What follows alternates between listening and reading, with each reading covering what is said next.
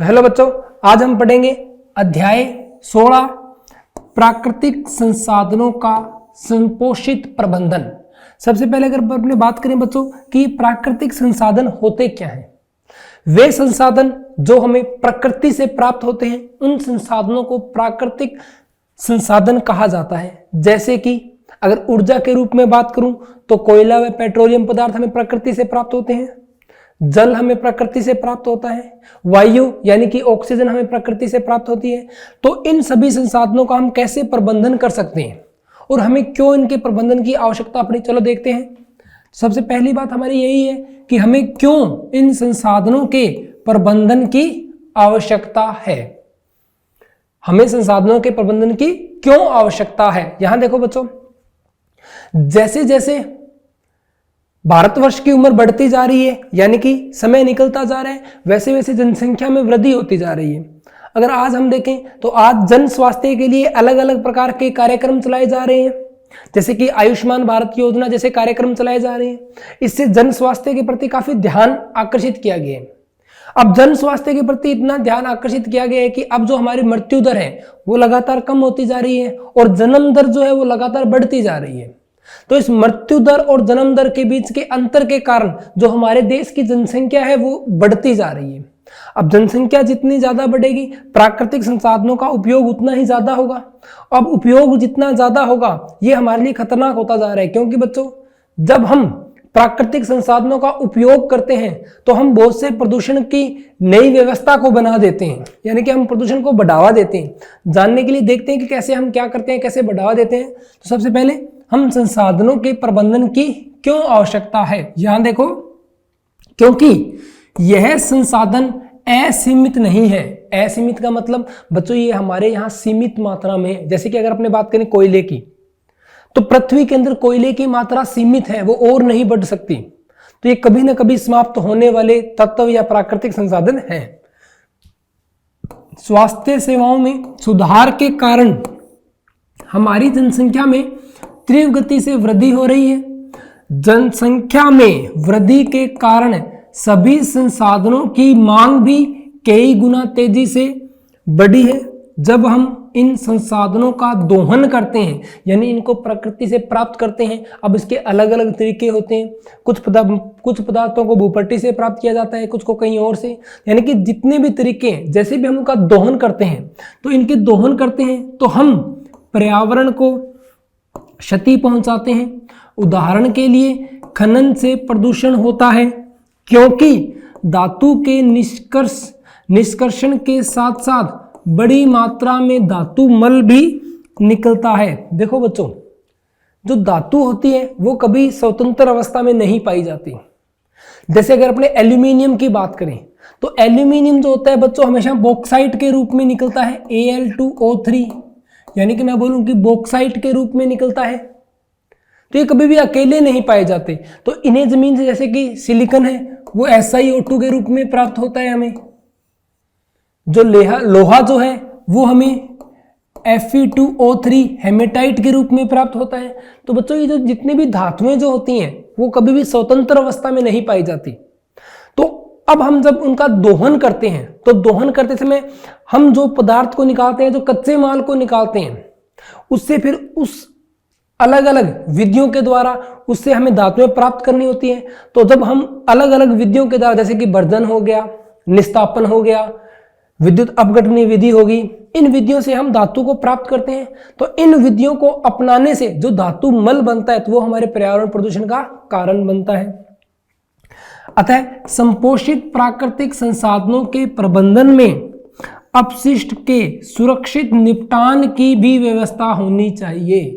देखो बच्चों, होता क्या है, जैसे अगर आज अपने मोबाइल की बात करें, हम मोबाइल का उपयोग करते हैं, कुछ समय बाद जब वो खराब होता है तो हम उसे गिर देते हैं।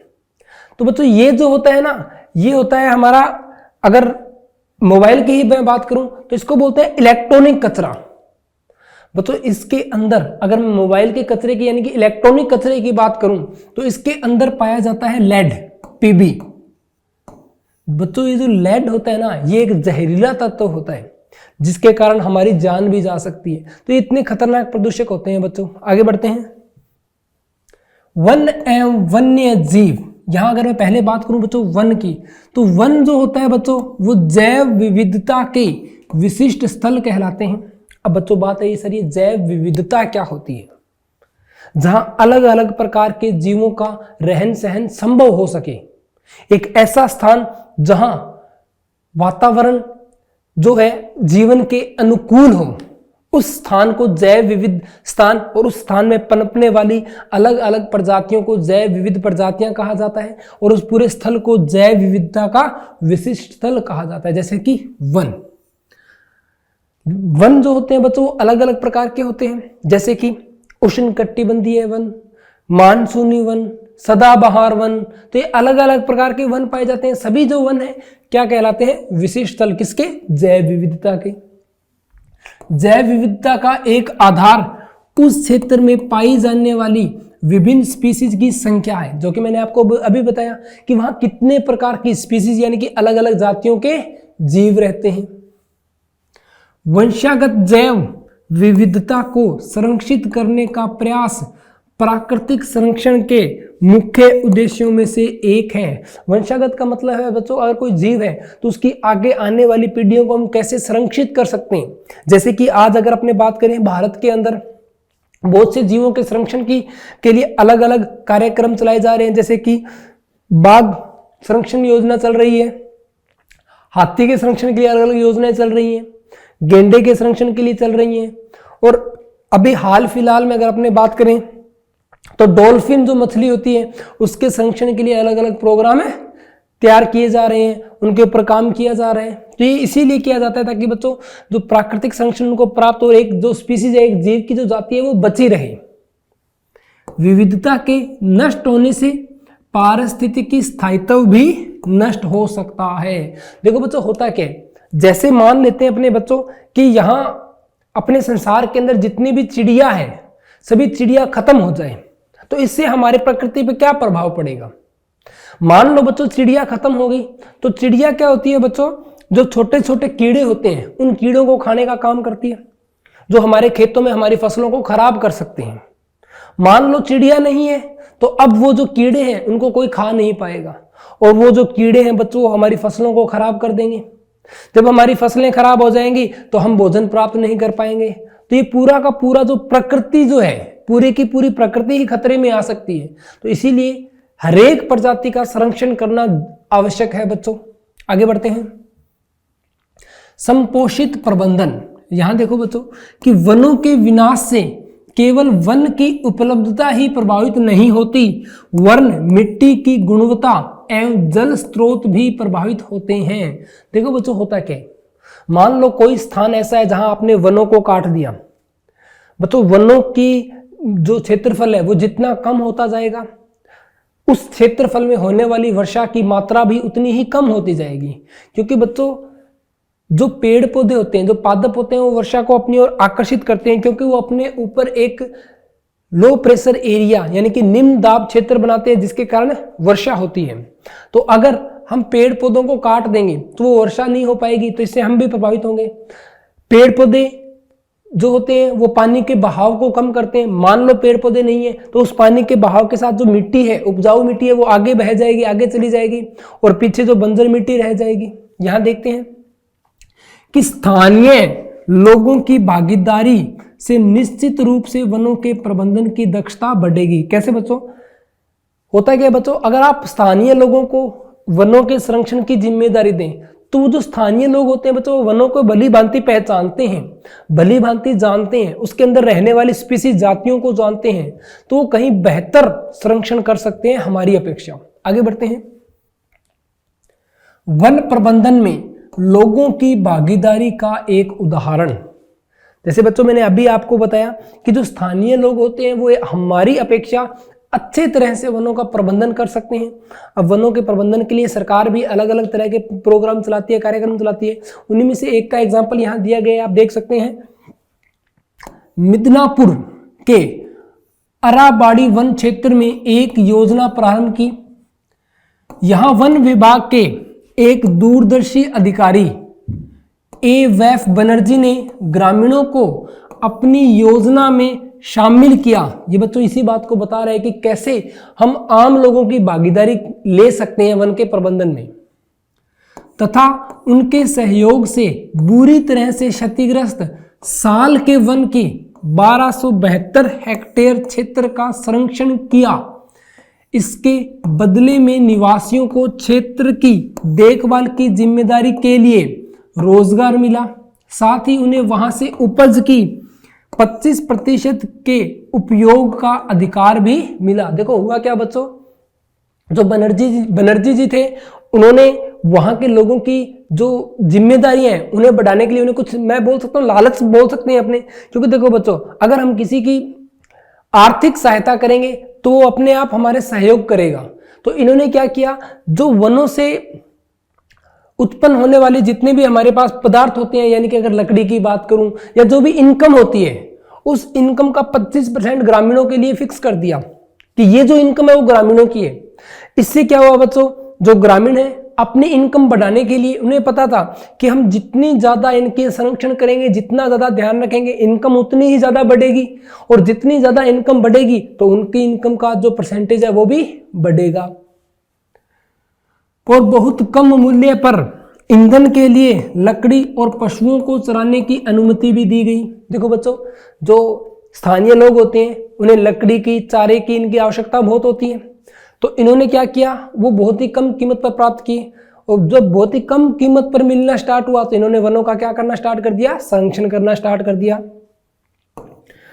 स्थानीय समुदाय की सहमति एवं सक्रिय भागीदारी से 1983 तक अराबाड़ी का साल वन समृद्ध हो गया, तथा पहले बेकार कहे जाने वाले वन का जो मूल्य था वो 12.5 करोड़ आंका गया। तो ये देखो बच्चों, ये एक उदाहरण था कि कैसे हम आम लोगों की भागीदारी से वनों का संरक्षण कर सकते हैं। सभी के लिए जल। देखो बच्चों, जल जो है वो एक प्राकृतिक संसाधन है, इसके उपयोग पर किसी भी एक व्यक्ति का अधिकार नहीं है। जल के ऊपर सभी समुदाय के सभी लोगों का अधिकार होता है, पर आज कुछ व्यवस्था ऐसी हो चुकी है कि जिसके कारण कुछ लोगों का अधिकार ज्यादा है, या मैं ऐसे बोलूं कि कुछ लोगों का अधिकार बढ़ गया है जल के ऊपर, जबकि कुछ जो है अभी भी पिछड़े हुए इलाकों में रहते हैं, उनका अधिकार अभी भी उतना जल पर नहीं है। जैसे कि अपने देखते हैं बच्चों कि धरती पर रहने वाले सभी जीवों की मूल आवश्यकता जल है, क्योंकि बच्चों हमारा जो शरीर है इसमें 80% जल ही होता है। मनुष्य ने किस प्रकार जल स्रोतों को प्रदूषित किया है, साथ ही मनुष्य की प्रकृति में दखल से अनेक क्षेत्रों में जल की उपलब्धता भी प्रभावित हुई है। देखो बच्चों, आजकल क्या होता है, नदी नालियों के अंदर औद्योगिक जो जल होता है या औद्योगिक जो कचरा होता है वो डाल दिया जाता है। इससे नदी नालों का जो पानी है वो लगातार खराब होता जा रहा है। तो ये एक जल प्रदूषण का सबसे बड़ा कारण माना जाता है। इसके बाद अगर अपनी बात करें कि प्रकृति में मानसून के अभिधान के बाद भी क्षेत्रों के वनस्पति आच्छादन कम होने के कारण भूजल स्तर की उपलब्धता में काफी कमी आई है। फसलों के लिए जल की अधिक मात्रा की मांग, उद्योगों से प्रवाहित प्रदूषक एवं नगरों के कूड़ा कचरे ने जल को प्रदूषित कर उसकी उपलब्धता की समस्या को और अधिक जटिल बना दिया है। ये बात बच्चों मैंने आपको बताई कि जैसे जैसे हम औद्योगिकरण करते जा रहे हैं, औद्योगिकरण से बच्चों जो कचरा बनता है, या मैं से बोलूं कि जो उद्योग हैं उनके अंदर जल की अधिक मात्रा की आवश्यकता होती है। तो अब हो क्या रहा है बच्चों, पहले जो जल सभी के लिए था अब उसका ज्यादातर हिस्सा जो है उद्योगों को दिया जा रहा है। इससे मैं ये कहूं कि एक वर्ग का जल की उपलब्धता के ऊपर मान ही कम होता जा रहा है, उसकी उपलब्धता उसको मिल ही नहीं रही, जितना उसको मिलना चाहिए था उतना उसको मिल ही नहीं रहा। और जो मिल रहे हैं उसके अंदर भी जो उद्योग हैं उनके कारण जो प्रदूषण फैल रहा है, या मैं से बोलूं कि जो प्रदूषित पदार्थ हैं वो उस जल में मिलाकर उन्हें दिए जा रहे हैं, या वो जल जो है प्रदूषित जल ही उनके लिए मिल पा रहा है। आगे देखते हैं कि बांध, जलाशय एवं नहरों का उपयोग भारत के विभिन्न क्षेत्रों में सिंचाई के लिए प्राचीन समय से किया जाता रहा है। देखो बच्चों, बांध जो है ना, हम बांध बनाकर किसी नदी के पानी को रोकते हैं, और उस नदी के पानी को एक जगह इकट्ठा करके उसका अलग अलग तरीकों से उपयोग करते हैं। इसका सबसे बढ़िया अगर उदाहरण की बात करूं तो मैं है भाखड़ा नांगल बांध। उस भाखड़ा नांगल बांध से इंदिरा गांधी नहर निकाली गई और वो नहर जो है राजस्थान के, भारत के राजस्थान राज्य के बहुत से प्रदेश को पानी देने का काम करती है। तो ये इसका एक फायदा भी है बच्चों कि बांध बनाकर हम अलग अलग जगहों पर पानी की उपलब्धता को बढ़ा सकते हैं। बांध बनाकर हम बिजली भी पैदा कर सकते हैं। आगे बढ़ते हैं, अब हम पढ़ेंगे बांध कि बांध होते क्या है, इनका काम क्या होता है, कैसे हम इनका उपयोग कर सकते हैं। यहां देखते हैं बच्चों कि हम बांध क्यों बनाना चाहते हैं। जैसा कि मैंने आपको अभी बताया कि बांध बनाकर हम जो सिंचाई है या जो पीने का पानी है उसकी व्यवस्था हर एक इलाके के अंदर कर सकते हैं। बड़े बांध में जल संग्रहण पर्याप्त मात्रा में किया जा सकता है, जिसका उपयोग केवल सिंचाई के लिए ही नहीं वरन विद्युत उत्पादन के लिए। यहां देखो बच्चों, विद्युत उत्पादन जैसे कि आपको पिछले अध्याय में बताया गया था, जो जल होता है, जल से अपने हाइड्रो इलेक्ट्रिक पावर प्लांट लगाकर भी विद्युत उत्पन्न कर सकते हैं। जल की गतिज ऊर्जा व उसकी स्थितिज ऊर्जा के द्वारा उत्पादन के लिए भी किया जाता है। इनसे निकलने वाली नहरें जल की बड़ी मात्रा को दूरस्थ स्थानों तक ले जाती है। जैसा कि मैंने आपको बताया इंदिरा गांधी नहर के बारे में, जो कि भारत की सबसे बड़ी नहरों में से एक है।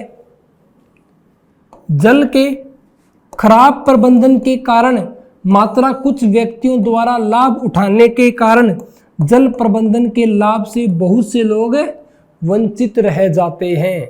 आगे देखते हैं बच्चों, जल संग्रहण कि जल संग्रहण क्या है, किसके लिए आवश्यक है, क्यों आवश्यक है। यह जैव मात्रा उत्पादन में वृद्धि के लिए आवश्यक है। जैव मात्रा मतलब बच्चों देखो, जैसे कि मैंने आपको शुरू में बताया, जल की आवश्यकता जितनी मानव को है उतनी ही अन्य जीवों को है, पेड़ पौधों को है। इसका प्रमुख उद्देश्य भूमि एवं जल के प्राथमिक स्रोतों का विकास। भूमि मतलब बच्चों भूजल के बारे में बात कर रहे हैं यहां पर अपने। द्वितीयक संसाधन पौधों एवं जंतुओं का उत्पादन इस प्रकार करना जिससे पारिस्थितिकी असंतुलन पैदा ना हो। जल संभर प्रबंधन ने केवल जल संभर समुदाय का उत्पादन एवं आय बढ़ाता है, वरन सूखे एवं बाढ़ को भी शांत करता है। बेटा देखो, जल प्रबंधन करके हम उन इलाकों में भी पानी की पहुंच बढ़ा सकते हैं जहां सूखे जैसे हालात रहते हैं। जैसे कि मैंने आपको बताया इंदिरा गांधी नहर, जो कि राजस्थान या ऐसे में मैं बोलूं कि भारत के थार मरुस्थल के अंदर भी पानी की उपलब्धता को बढ़ा रही है। यहां देखो बच्चों कि जल संरक्षण के ऐसे सैकड़ों तरीके विकसित किए गए हैं। आज देखो बच्चों, जल को संरक्षण करने के लिए हम अलग अलग तरीकों का उपयोग करते हैं।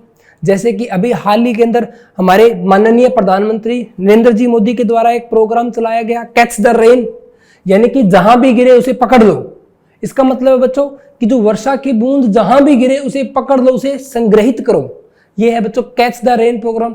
तो हम अलग अलग प्रोग्राम या अलग अलग तकनीकों के द्वारा जल संग्रहण करते आ रहे हैं या वर्षा के जल का संग्रहण करते आ रहे हैं। खड्डे खोदकर, झीलें बनाकर, नहरें बनाकर, तालाब बनाकर, कुंड बनाकर, जिनके द्वारा धरती पर पड़ने वाली प्रत्येक बूंद का संरक्षण किया जा सके।